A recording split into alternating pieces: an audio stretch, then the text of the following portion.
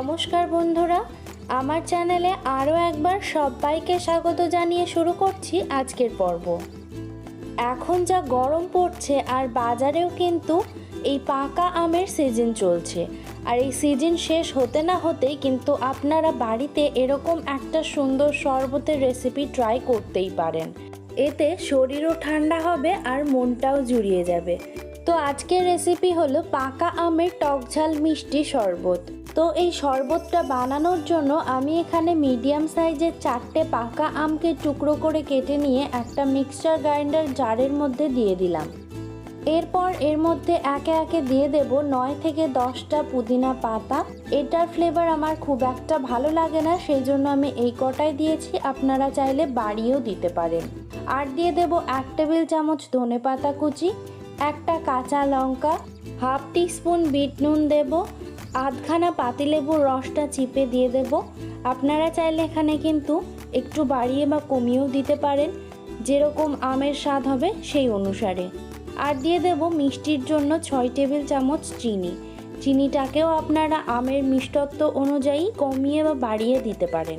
এরপর ওর মধ্যে দিয়ে দেব ঠান্ডা জল 4 গ্লাস। আমি এখানে শরবতটা 5 জনের জন্য বানিয়েছি, এতে 4 গ্লাসের পরিমাণটাই একদম সঠিক হয়েছে। আপনারা এখানে ঠান্ডা জলের পরিবর্তে নর্মাল জল ব্যবহার করে এখানে বরফও অ্যাড করতে পারেন। আমি যেহেতু ঠান্ডা জলটা ব্যবহার করেছি তাই বরফ অ্যাড করিনি। দিয়ে মিক্সির জারের ঢাকনাটা বন্ধ করে দিয়ে খুব ভালো মতো করে ব্লেন্ড করে নেব। তো দেখতেই পাচ্ছেন ব্লেন্ড করা আমার হয়ে গেছে।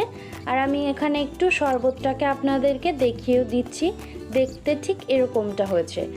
এখন আমি এই শরবতটাকে অন্য একটা পাত্রে ছেঁকে নেব, যাতে করে শরবতটা খাওয়ার সময় মুখের মধ্যে কিছু না পড়ে।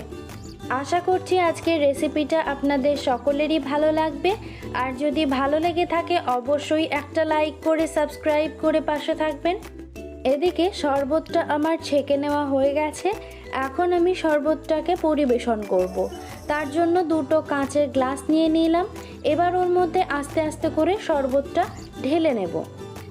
আর এরকম আরও নতুনত্ব রেসিপির আপডেট সঙ্গে সঙ্গে পাওয়ার জন্য চ্যানেলটাকে সাবস্ক্রাইব করে পাশে থাকা বেল আইকনটা প্রেস করে অল নোটিফিকেশানটাও কিন্তু চালু করে নেবেন।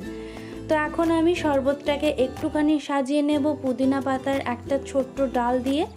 তো রেডি হয়ে গেল আমাদের টক ঝাল মিষ্টি পাকা আমের শরবতের রেসিপি। এতক্ষণ সাথে থাকার জন্য অনেক ধন্যবাদ। Thanks for watching.